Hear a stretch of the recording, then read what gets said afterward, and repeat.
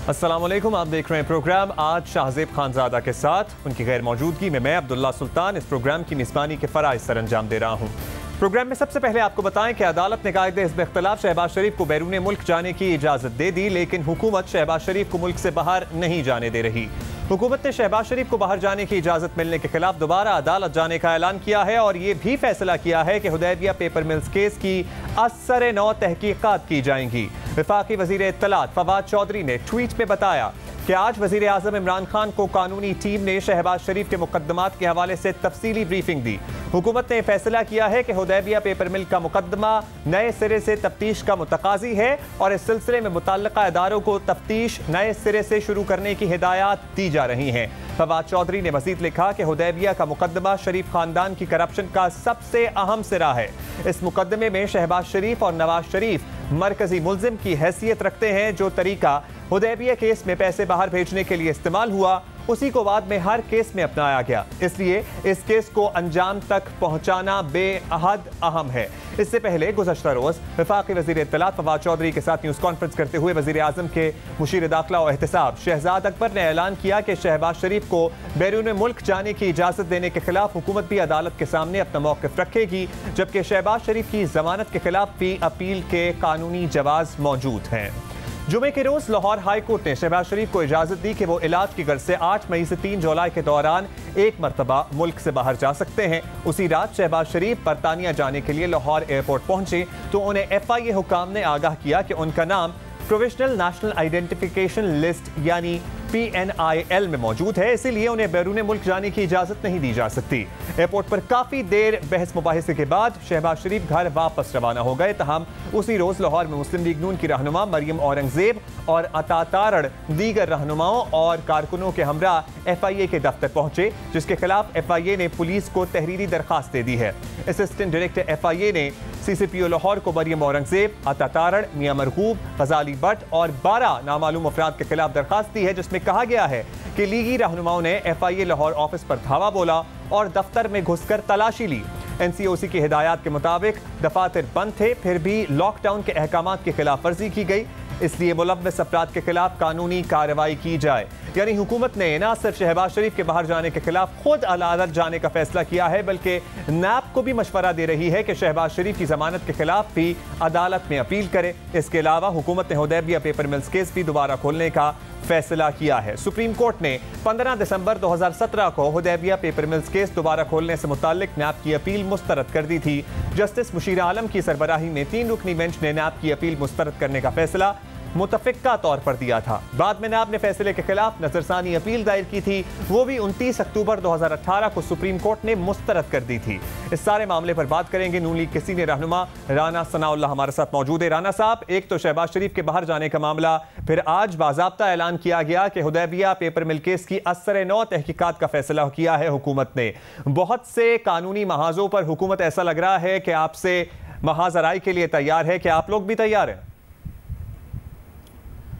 देखें, हुकूमत जो है वो बहुत से महाज़ों पे पहले ही जो है वो अपना जो है वो काम शुरू कर चुकी थी और तकरीबन 3 साल जो है इस हुकूमत ने सिर्फ प्रोपेगंडे और इंतकाम की बुनियाद के ऊपर जो है वो गुजारे हैं। इसके अलावा तो इनकी कोई और कारकर्दगी है नहीं। और अब इसमें जो मौजूदा दोनों केसेस हैं, मियाँ शहबाज शरीफ साहब को जो हाई कोर्ट ने बाहर जाने की इजाज़त दी है, वो इतना कॉम्प्रिहेंसिव और यानी लीगल बेस्ड ऑर्डर है कि मैं ये पूरे दावे के से कह सकता हूँ कि हुकूमत जो है वो अपना जितना भी ज़ोर लगाना चाहे ये लगाए, अपनी कोशिश करे, अपना मौक़िफ़ अदालत के सामने लेके जाए, वो इस ऑर्डर को जो है वो ख़त्म नहीं करवा सकेगी। और मियाँ शहबाज शरीफ साहब अपने मेडिकल चेकअप के लिए ज़रूर जो है वो बैरून मुल्क जाएंगे। उनकी लीगल और मेरिट के ऊपर जस्टिफिकेशन जो है वो बनती है, इस ऑर्डर में वो सारी चीज़ें मौजूद हैं। अब रही बात इसकी जो हुदैबिया मिल केस है, देखें ये केस जो है इसकी इन्वेस्टिगेशन और उसके बाद इसके ऊपर सारी कार्रवाई जो है ये मुशर्रफ के दौर में शुरू हुई थी और एक बड़ा फेमस स्टेटमेंट जो इसहाक डार साहब से मंसूब किया गया था, इस केस की वहद एविडेंस जो है ये वो स्टेटमेंट है। उस स्टेटमेंट के अलावा इस केस में ना कोई एविडेंस है, ना इस केस में कोई दलील है। अब जब मियाँ साहबान वापस आए तो उन्होंने इस केस को जो है वो चैलेंज किया और हाई कोर्ट में इसकी क्वेश्चन के लिए जो है उन्होंने पिटीशन की। वो हाई कोर्ट में उसकी समाअत हुई और काफ़ी समाअतों के बाद जो है वो हाई कोर्ट का फ़ैसला आया और दो जो मुअज़्ज़ज़ जज साहबान थे उनमें से एक जज ने ये होल्ड किया कि ये केस नहीं बनता, इसमें कोई एविडेंस नहीं है, ये मैलाफाइडी है, बदनीति पे मबनी ये बनाया गया है, लिहाजा इसको क्वैश कर दिया जाए और इसके ऊपर कोई री इन्वेस्टिगेशन भी नहीं हो सकती। दूसरे जज साहब ने कहा कि हाँ ये क्वैश हो जाना चाहिए क्योंकि देयर इज़ नो एविडेंस, लेकिन अगर कोई फ्रेश एविडेंस आए तो फिर दोबारा इन्वेस्टिगेशन हो सकती है। इस पॉइंट के ऊपर जो है वो तीसरे रेफरी जज जो है वो मुकर्रर हुए और उन्होंने इस बात से इत्तफाक किया कि ये क्वैश भी होना चाहिए और इसके ऊपर री इन्वेस्टिगेशन भी जो है वो नहीं हो सकती। ये जो है वो पास चले उसके बाद सुप्रीम कोर्ट तक भी ये मामला पहुंचा, वहां से भी अपने इख्तिताम को पहुंचा, उसके बाद सुने उसके बाद यानी उसके बाद फिर इस फैसले के खिलाफ कोई अपील नहीं हुई।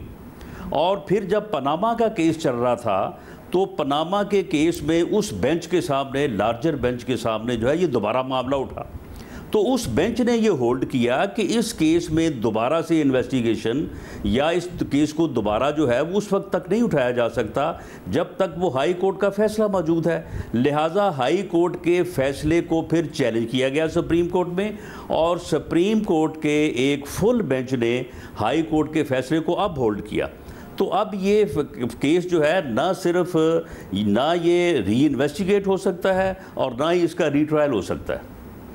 अच्छा राना साहब, एक तो शहबाज शरीफ के मेडिकल चेकअप की बात है, जाहिर है उसके लिए वो जाना चाह रहे थे, वहाँ उनका फॉलोअप है, यहाँ भी बेहतरीन अस्पताल है, यहाँ भी करा सकते हैं, लेकिन इसके अलावा भी इक़्तिदार की राहदारियों में बहुत सी जमागोइयाँ हैं कि रिकन्सिलिएशन की बात, कुछ एश्योरेंसेस, मियाँ नवाज शरीफ से प्रॉबेबली उन्होंने कुछ डिस्कशन करनी थी जिसके साथ वापस आना था, कुछ आप शेयर कर सकते हैं हमसे? देखें, मामला ये है कि इस टेक्नोलॉजी के दौर में जो है वो कोई ऐसा मामला है कि आदमी सिर्फ मिल के बात कर सकता है और यहाँ पे बात नहीं कर सकता। यहाँ पे 2.5-3 घंटे की जो है वो वीडियो लिंक पे मीटिंग्स होती हैं, तमाम पॉलिसीज़ डिस्कस होती हैं, तमाम चीज़ें डिस्कस होती हैं। तो इसलिए कोई ऐसा मामला नहीं है कि जो मियाँ शहबाज शरीफ साहब यहाँ बैठ के जो है वो मियाँ नवाज शरीफ साहब के साथ उसको डिस्कस नहीं कर सकते। हमारी जो सीनियर लीडरशिप है पार्टी की, हमारी मियाँ नवाज शरीफ साहब से बहुत से इशूज़ के ऊपर जो है बड़ी लंबी मीटिंग्स हुई हैं, पूरी मुशावरत हुई है और फैसले हुए हैं। मामला ये है कि मियाँ शहबाज शरीफ साहब जो कैंसर सर्वाइवर हैं, उनका ऑपरेट जो है वो बैरून मुल्क हुआ है और पिछले 17 साल से वो जिन डॉक्टर्स ने या जिस टीम ने उनका इलाज किया, जिन्होंने ऑपरेट किया, उनकी वो ज़ेरे निगरानी है और साल में 2 मरतबा जो है वो उनका मेडिकल चेकअप होता है और ये पिछले 15-17 साल से जो है ये हो रहा है। तो इसलिए अब ये कैसे हो सकता है, इसमें कोई शक नहीं कि पाकिस्तान में, पंजाब में ऐसे हॉस्पिटल्स, ऐसी फैसिलिटीज़ मौजूद हैं कि यहाँ पे इस किस्म का इलाज हो भी रहा है, हो सकता है। लेकिन आज से 17 साल पहले जहाँ पे आपने अपना इलाज करवाया है, जिस टीम या जिस डॉक्टर के आप ज़ेरे निगरानी हैं, तो ये किस तरह से हो सकता है कि आप उस पूरी हिस्ट्री को छोड़ के जो है अब वो नए सिरे से जो है वो आप मामला उसको जो है वो देखना शुरू कर दें? तो ये मजबूरी है। और वो ऑपरेशन भी इसलिए हुआ था कि उस वक्त मियाँ शहबाज शरीफ साहब फोर्स्ड एग्जाइल में थे, उनको ज़बरदस्ती जो है वो यहाँ पे कायम हुकूमत जो है उसने बाहर रखा हुआ था। जी, तो ये उसकी जो है वो असल ऑपरेशन हुआ था। वो उसकी हकीकत है। ईद के बाद तो हुकूमत ये मामला अदालत में चैलेंज करेगी, बाहर जाने की इजाज़त दी है अदालत ने, उसकी तभी देखेंगे। लेकिन PDM का बताइएगा, ये भी खबरें थी कि ईद के बाद मौलाना साहब ज़रा ज़्यादा मुतहर्रिक होंगे, PDM की तमाम जमातों को दोबारा इकट्ठा करने की कोशिश करेंगे और शहबाज शरीफ उसमें कलीदी किरदार अदा कर सकते हैं। उनका एक अपना स्कूल ऑफ थॉट है। तो क्या Shahbaz Sharif has already started working on that, वो कोशिश कर रहे हैं इस सिलसिले में? जी, मियाँ शहबाज शरीफ साहब ने इसमें अपना किरदार जो है वो अदा कर चुके हैं उन्होंने इस बारे में अपनी पार्टी से भी और मौलाना से भी और दूसरी पार्टी से भी है उनकी डिस्कशन हो भी चुकी है, हो भी रही है, और आइंदा भी अगर वो बैरून मुल्क भी हुए तो वो बात जो है वो जारी रहेगी। और PDM की सरबराही मीटिंग जो ईद के बाद होने जा रही है, तो उसमें उम्मीद है कि एक मिनिमम एजेंडा के ऊपर तमाम पार्टी जो है वो मुतफिक होंगी, और वो मिनिमम एजेंडा जो है इस सिलेक्टेड हुकूमत को जो है वो से इस मुल्क की जान छुड़ाने का तो होगा। वो उस मीटिंग में ANP और पीपल्स पार्टी भी शामिल होगी राना साहब? बहुत देखिए, इसके ऊपर जो है वो वर्किंग हो रही है, और मैं एक यानी असेसमेंट के तौर पे मैं ये कह सकता हूँ कि इस बात का भी इम्कान मौजूद है कि तमाम पार्टी जो है वो इस मिनिमम एजेंडे के ऊपर मुतफिक हों, क्योंकि इस हुकूमत की तरफ से जो इस वक्त कश्मीर के हवाले से, इकॉनमी के हवाले से मुल्क को जो इर्रिपेरेबल नुकसान हो रहा है, तो उसके ऊपर तमाम लीडर जो है वो मुतफिक हों ताकि इस हुकूमत से इस मुल्क की जान छुड़ाई जा सके। कभी इम्कान है, राना सनाउल्लाह कह रहे हैं कि PDM की जो ईद के बाद मीटिंग होगी इसमें पीपल्स पार्टी और ANP भी शामिल हो। बहुत शुक्रिया आपका। सीनियर रहनुमा मुस्लिम लीग नून राना सनाउल्लाह हमारे साथ मौजूद थे। प्रोग्राम में यहाँ शामिल करेंगे एक ब्रेक।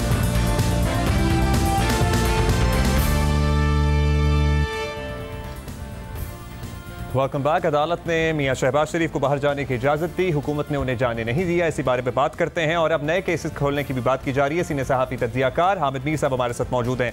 मीर साहब, इसी दौर हुकूमत में शहबाज शरीफ पहले भी 2 दफ़ा गए, वापस आ गए। अब अदालत ने उनको मेडिकल चेकअप फॉलोअप के लिए जाने की इजाज़त दी, लेकिन इस मरतबा उन्हें नहीं जाने दिया जा रहा, जबकि उनका नाम ECL में भी नहीं था। तो क्या हुकूमत को कोई इंफॉर्मेशन थी कि ये जाएंगे और वापस नहीं आएंगे, या फिर इनके बयानियों को ठेस पहुंचती है इसलिए जाने नहीं दिया जा रहा शहबाज शरीफ को?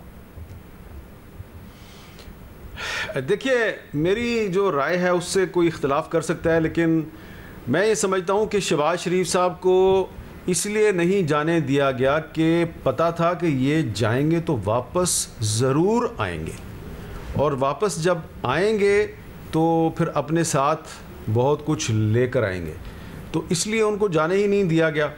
तो शहबाज शरीफ साहब का ये ट्रैक रिकॉर्ड है कि सिर्फ इस हुकूमत के दौर में नहीं 2 दफ़ा वो जाके वापस आए, बल्कि इससे पहले भी वो जब भी गए हैं वो वापस ज़रूर आए हैं। देखिए, बड़ी सिंपल सी बात है, ये कोई इतनी रॉकेट साइंस नहीं है, समझने की बात है।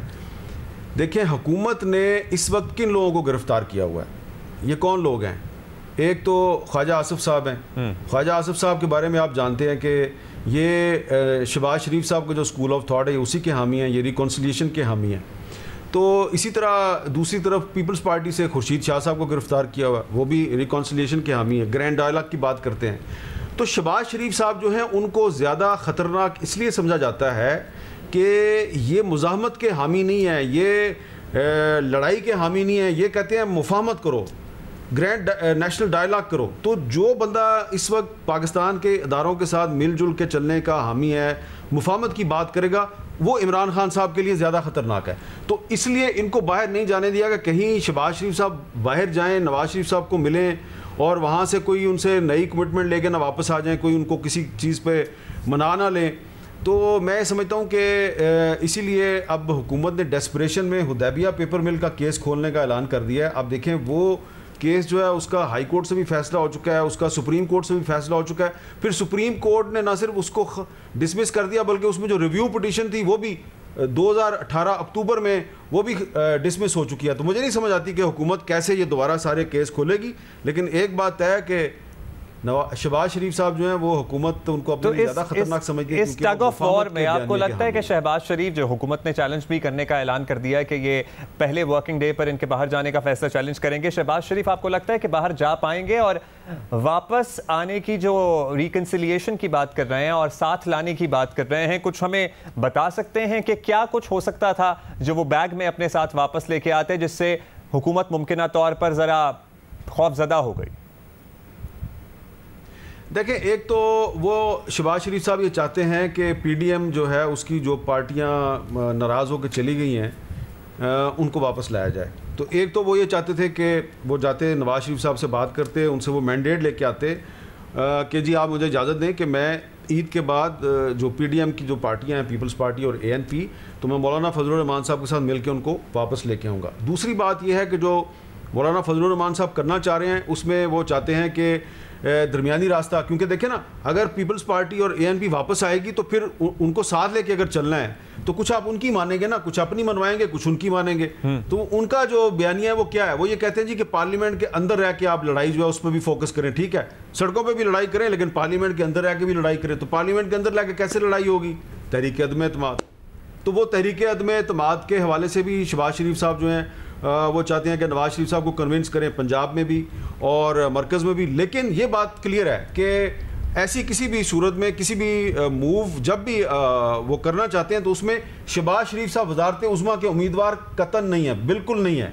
लेकिन वो ये समझते हैं कि अगर आपने अपोजिशन की सियासत करनी है तो वो सड़कों पे भी होगी और पार्लियामेंट के अंदर भी होगी। और पार्लियामेंट के अंदर जब होगी तो फिर जो पीपल्स पार्टी और ANP चाहती है कि मरकज़ में और पंजाब में तहरीक अदम एतमाद लाई जाए, तो उस सिलसिले में भी शहबाज शरीफ साहब जो हैं वो लंदन जाके तो नवाज शरीफ साहब से, इसहाक डार साहब से और भी वहाँ बहुत से लोग हैं उनसे बातचीत करना चाह रहे थे। और तो ये हुकूमत को इस चीज़ का अंदाज़ा था और शायद इसलिए हुकूमत ने उनको बाहर नहीं जाने दिया। लेकिन इससे फ़र्क कोई नहीं पड़ता। शहबाज शरीफ साहब का मेडिकल चेकअप पाकिस्तान में भी हो सकता है और जो उन्होंने वहाँ पे लंदन जाके करना था वो पाकिस्तान में रह के भी कर सकते हैं। तो मेरा ये ख्याल है कि एक तरह से शहबाज शरीफ साहब जो हैं वो पाकिस्तान के अंदर रहेंगे तो हुकूमत के लिए ज़्यादा ख़तरनाक होगा। अच्छा, ये भी खबरें थी कि वज़ीर आज़म के रफ़क़ा ने उन्हें कहा है कि अब ज़रा कन्फ्रंटेशन कम करें अपोजिशन के साथ और अपनी परफॉर्मेंस पे तवज्जो दें।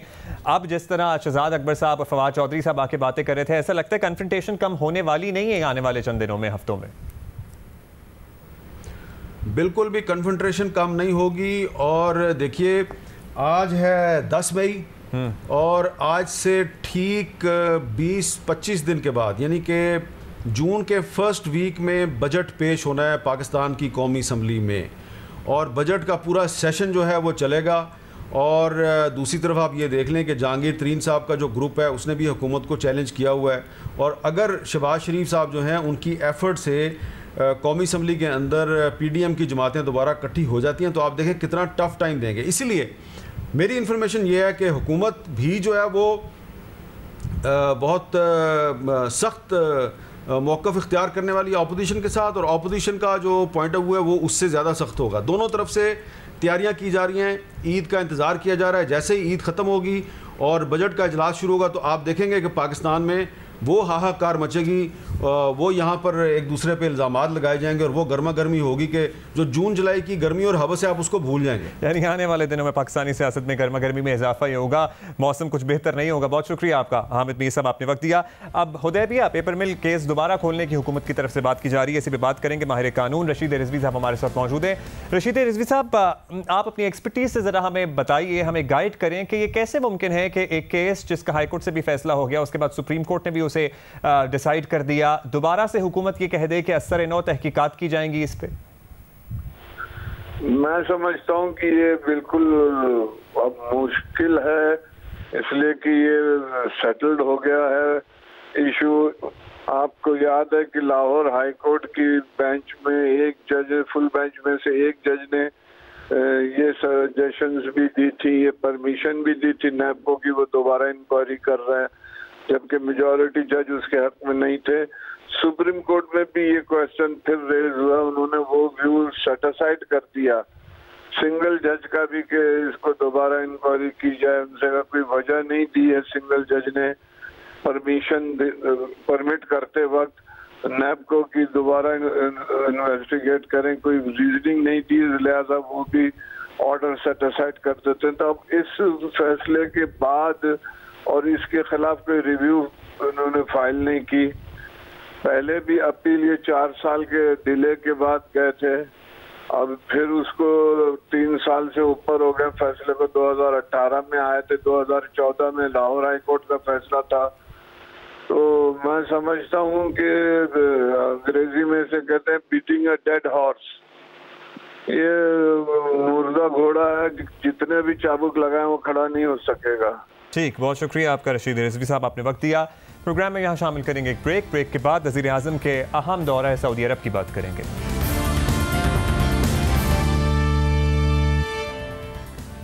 Welcome back. वज़ीर आज़म इमरान खान सऊदी अरब का 3 रोज़ा सरकारी दौरा मुकम्मल करके वापस आ गए हैं। हुकूमत इस दौरे को बहुत अहम करार दे रही है और इसके दूर रस नताइज के हवाले से काफ़ी पुरुम्मीद नजर आ रही है। ये दौरा इसलिए भी अहम है क्योंकि गुज़श्ता एक साल से दोनों मुल्कों के ताल्लुकात में तनाव की कैफियत थी, मगर हालिया दौरे के बाद जारी होने वाले बयानात से ऐसा लग रहा है कि दोनों ममालिक के ताल्लुकात में बेहतरी आई है। इसके अलावा इस दौरे के दौरान सऊदी वज़ीर ख़ारजा का एक अहम बयान भी सामने आया। PTV को दिए गए इंटरव्यू में सऊदी वज़ीर ख़ारजा शहजादा फैसल बिन फरहान ने कहा कि पाक भारत कशीदगी में कमी के लिए सऊदी अरब किरदार अदा करने के लिए तैयार है। दोनों मुल्कों के दरमियान हालिया सीज़फायर दुरुस्त समत में शानदार इक़दाम है। सऊदी अरब इसका खैर मकदम करता है। अहम बात यह है कि हालिया महीनों में न सिर्फ मकामी मीडिया बल्कि आलमी मीडिया में भी ये खबरें गर्दिश करती रही हैं कि अरब ममालिक पाकिस्तान और भारत के दरमियान ताल्लुकात में बेहतरी के लिए अहम किरदार अदा कर रहे हैं। गुज़श्ता दिनों अमरीका में मुत्तहिदा अरब अमारात के सफ़ीर ने भी इस बात की तस्दीक की थी। उनका कहना था कि पाकिस्तान और भारत के दरमियान हालिया सीज़फायर मुआहदे के हवाले से मुत्तहिदा अरब अमारात ने कलीदी किरदार अदा किया था। दूसरी जानिब वज़ीर आज़म इमरान खान के दौरे सऊदी अरब और सऊदी वली अहद मोहम्मद बिन सलमान से मुलाकात के मुश्तरका एलामिये में भी मसला कश्मीर और पाक भारत ताल्लुकात का जिक्र है। एलामिये के मुताबिक सऊदी वली अहद ने पाकिस्तान और भारत के दरमियान लाइन ऑफ कंट्रोल पर सीज़ फायर के हालिया मुआहदे का खैर मकदम किया है और दोनों फरीकों ने पाकिस्तान और भारत के दरमियान मसला कश्मीर समेत तमाम हल तलब मामलात मुज़ाकरात के जरिए हल करने की अहमियत पर जोर दिया है ताकि खत्ते में अमन और इस्तेहकाम को यकीनी बनाया जा सके। एलामिये के मुताबिक इस दौरे के दौरान 5 MOUs और मुआहिदों पर दस्तखत भी हुए हैं, जिनमें से एक मुआहिदा Saudi Pakistan supreme coordination council का क़याम भी है। अहम बात यह है कि इस काउंसिल की सरबराही वज़ीर आज़म पाकिस्तान इमरान खान और सऊदी वली अहद मोहम्मद बिन सलमान मुश्तरका तौर पर करेंगे। सुप्रीम कोऑर्डिनेशन काउंसिल के जरिए सऊदी अरब पाकिस्तान में $50 करोड़ की सरमायाकारी भी करेगा। इसके अलावा इस दौरे के दौरान सऊदी जेलों में कैद पाकिस्तानियों के हवाले से भी एक अच्छी पेशरफ्त सामने आई है। वज़ीर आज़म के वफ़द में शामिल वफाकी वज़ीर दाखिला शेख रशीद ने जियो न्यूज़ को बताया कि सऊदी अरब से मुआहदे के बाद 1100 पाकिस्तानी कैदियों को वापस लाया जा रहा है। ये कैदी अपनी सज़ा का बड़ा हिस्सा काट चुके थे और थोड़ी कैद बाकी रह गई थी। कैदियों की वापसी का सारा अमल मुकम्मल हो गया है, उन्हें जल्द वतन वापस लाया जाएगा। वज़ीर आज़म के हालिया दौरे सऊदी अरब पाक भारत ताल्लुकात में सऊदी अरब के किरदार समेत दीगर उमूर पर बात करने के लिए हमारे साथ मौजूद हैं सेनेट की कायमा कमेटी बराए खारजा उमूर के सरबरा सेनेटर मुशाहिद हुसैन सैयद साहब। बहुत शुक्रिया मुशाहिद साहब, आपने वक्त दिया। मुशाहिद साहब, वज़ीर आज़म के हालिया दौरा सऊदी अरब के बारे में अगर बात करें, जो कशीदगी चल रही थी या सर्द मुहरी का उनसर कहा जा रहा था, क्या उसका खात्मा हो गया? आप समझते हैं कि बर्फ पिघल गई दोनों मुल्कों के दरमियान? ये बड़ा अच्छा एक मौका है पाकिस्तान और सऊदी अरेबिया के जो दरीना ताल्लुकात हैं उनको मजीद मुस्तहकम करने में, क्योंकि सऊदी अरेबिया, चीन और तुर्की पाकिस्तान के करीबी हलीफ भी हैं, साथी भी हैं और दरीना दोस्त भी हैं। जो सर्दमहरी पिछले साल से चल रही थी कश्मीर इशू पर भी, फिर आपको याद है टूर भी किया था जनरल बाजवा ने भी, जनरल फैज ने भी पिछले अगस्त, उस वक्त भी कोई इतना ब्रेक थ्रू नहीं था। तो मैंने आप ही के प्रोग्राम में जब ट्रंप इलेक्शन हार गया था और बाइडन आ रहा था, तो मैंने कहा था कि अब आप देखेंगे कि बाइडन के आने से और ट्रंप के हारने से सऊदी अरेबिया और पाकिस्तान के ताल्लुकात में खुशगवार तब्दीली और बेहतरी आएगी, क्योंकि सऊदी अरेबिया और जो अमेरिका के ताल्लुकात में जो कुर्बत ट्रंप के जमाने में थी वो अब बाइडन में नहीं रही, और सऊदी अरेबिया को पाकिस्तान की जरूरत है स्ट्रेटेजिक और फौजी हवाले से, और हमें सऊदी अरेबिया की जरूरत है इक्तिसादी हवाले से। तो ये अच्छी बात है कि इस दौरे से जो माजी का जो सर्दमहरी थी वो खत्म होगी और मेरे ख्याल में एक नया इंपॉर्टेंट फेज शुरू हो गया, क्योंकि इस विजिट में आर्मी चीफ भी मौजूद थे। मुशाहिद साहब, जॉइंट डिक्लेरेशन में पाक भारत मुफाहिमती अमल और LOC पर सीज फायर की हिमायत की भी बात की गई है। मुत्तहिदा अरब अमारात तो बरमला अपने किरदार का एतराफ़ कर चुका। आप समझते हैं कि सऊदी अरब भी भारत पर अपना असर और रसूख और दबाव इस्तेमाल करके पाकिस्तान की इस जुमरे में मदद कर सकता है? देखिए जी, सऊदी अरेबिया और UAE यूनाइटेड अरब एमिरेट्स की आपस में बहुत करीबी कोऑर्डिनेशन है। सऊदी अरेबिया में है MBS मोहम्मद बिन सलमान जो क्राउन प्रिंस है, UAE में जो है MBZ मोहम्मद बिन ज़ियाद वो क्राउन प्रिंस हैं, और इनकी आपस में हर इशू पर, मिडल ईस्ट के इशू पर, खारजा अमूर पर काफी गहरी कोऑर्डिनेशन है। और मेरे ख्याल में जो UAE ने इनिशिएटिव लिया था हिंदुस्तान के हवाले से, वो आपने देखा होगा कि उसमें सऊदी अरेबिया ने भी उसकी तायद की है। गो कि मैं ये समझता हूँ जॉइंट स्टेटमेंट में जो सऊदी अरेबिया का माजी का मौकफ था कश्मीर पर, जिसमें वो दो टोक वाज़े तौर पर कश्मीरी अवाम के हक खुद इरादियत की या इंसानी हकूक की खिलाफ वर्जी की बात करते थे और उसकी मजम्मत भी करते थे, वो नहीं है। लेकिन बुनियादी तौर पर जो स्ट्रेटेजिक हवाले से उन्होंने बात की, फलस्तीन के हवाले से भी बात की, और आपने देखा कि सऊदी अरेबिया की खारजा पॉलिसी में पिछले 3 महीने में बड़ी तब्दीली आई है। चाहे ईरान हो, चाहे तुर्की हो, चाहे कतर हो, चाहे सीरिया हो, इन सब से उनकी पॉलिसी जो पहले गड़बड़ थी अब लचक के जरिए उनकी बेहतरी और मामूल के ताल्लुकात आ रहे हैं। तो सऊदी अरेबिया इस वक्त पाकिस्तान से कुर्बत बढ़ा रहा है और मेरे ख्याल में पाकिस्तान के मफाद में है कि सऊदी अरेबिया भी हिंदुस्तान पर असर डाले और हिंदुस्तान की जो इंतहा पसंदाना पॉलिसी है खास तौर पर मोदी हुकूमत की, उस पर दबाव डाले कि उसका कुछ खात्मा हो और कश्मीरी अवाम को कुछ रिलीफ मिले इंसानी हकूक के हवाले से। अच्छा, पाकिस्तान को ज़ाहिर इक़्तिसादी एतबार से सऊदी अरब की ज़रूरत रही है, ज़रूरत है। आपको लगता है हालिया दौरे में कुछ इक़्तिसादी फ़वाइद हासिल हुए हैं ऐसे जो फिलफौर वज़ीर आज़म अवाम के सामने रख सकें, या इस दौरे की स्ट्रेटेजिक अहमियत ज़्यादा है? मेरे ख्याल में इसके ज़्यादातर जो नतायज हैं अब्दुल्ला साहब, वो है स्ट्रेटेजिक। वो ये नहीं कि फौरी तौर पर कोई हमने पैसा मांगा उन्होंने पैसा दे दिया। उसमें जो ये सुप्रीम कोऑर्डिनेशन काउंसिल, जो आपको याद होगा कि MBS जब इधर आए थे फरवरी 2019 में उसका ऐलान किया गया था, वो बाकायदा उसका ऐलान अब एग्रीमेंट साइन कर लिया है। इसका मतलब है कि जो सऊदी अरेबिया का जो शाही खानदान है और जो आइंदा के इंशाल्लाह जो बादशाह बनेंगे उनके मोहम्मद बिन सलमान, उन्होंने पर्सनल प्रेस्टीज, अपना जाती असर रसूख और नाम दे दिया है कि वो को चेयर करेंगे इस काउंसिल को प्राइम मिनिस्टर के साथ। तो इसका मतलब है कि वो अगर जो पोटेंशियल है वो है, मैं समझता हूँ it can even be CPEC 2, जो 20-25 बिलियन डॉलर्स की वो बात कर रहे हैं इन्वेस्टमेंट की, रिफाइनरी की और टेक्नोलॉजी और दूसरी साइंस टेक्नोलॉजी में। तो it can have the potential of CPEC 2 अगर हमारे यहाँ वो हस्बे मामूल की नालायकी ना हो, वो गलतियां ना करें और सुस्ती ना हो। तो वरना पोटेंशियल बहुत है, क्योंकि सऊदी अरेबिया को इसको जरूरत है अच्छे दोस्तों की, साथियों की, और पाकिस्तान उसमें सर फहरिस्त है। क्योंकि फौजी हवाले से भी आपने देखा कि वो हमारा 1982 का सिक्योरिटी एग्रीमेंट है सऊदी अरेबिया के साथ, जिसको मेरे ख्याल में अब रीएक्टिवेट कर दिया गया है, जो बयान दिया था जनरल बाजवा ने वहां। तो सऊदी अरेबिया इस वक्त पाकिस्तान की कुर्बत चाहता है और पाकिस्तान को इस मौके का फायदा उठाना चाहिए अपने मफादात के लिए और अपने अवाम के लिए। शुक्रिया आपका मुशाहिद हुसैन सैयद साहब। प्रोग्राम में यहाँ शामिल करेंगे एक ब्रेक, हमारे साथ रहिए।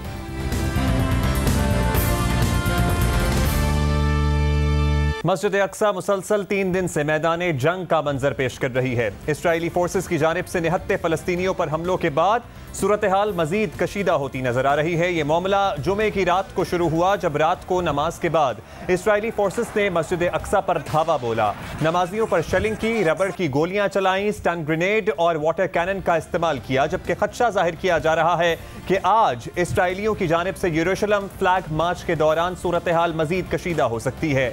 इस्राइली फोर्सेस ने आज सुबह भी मस्जिद अक्सा के कंपाउंड पर दोबारा धावा बोला, शेलिंग की और मस्जिद में घुसने की कोशिश की, जिसमें सैकड़ों फलस्तीनी जख्मी भी हुए। मस्जिद अक्सा पर आज होने वाले हमले के बारे में मस्जिद में मौजूद एनी शाहिद का अल जजीरा से बात करते हुए कहना था कि स्नाइपर्स मस्जिद के कंपाउंड के गेट पर चढ़े और उन्होंने वहां से हर किसी पर रबड़ की गोलियां चलाना शुरू कर दी, मर्दों और खवातीन सब पर।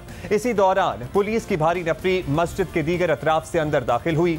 एनी शाहिद ने बताया कि इस्राइली फोर्सेस ने तिब्बी अमले पर भी लाठीचार्ज किया और वो बेमकसद ही हर किसी पर गोलियां चला रहे थे। इस्राइली फौज मस्जिद अक्सा को खाली करवाना चाहती थी। एनी शाहिद ने मजीद बताया कि मैं एक जख्मी शख्स की मदद करना चाहती थी, लेकिन पुलिस की जानिब से आंसू गैस के हमले की वजह से ऐसा नहीं कर पाई।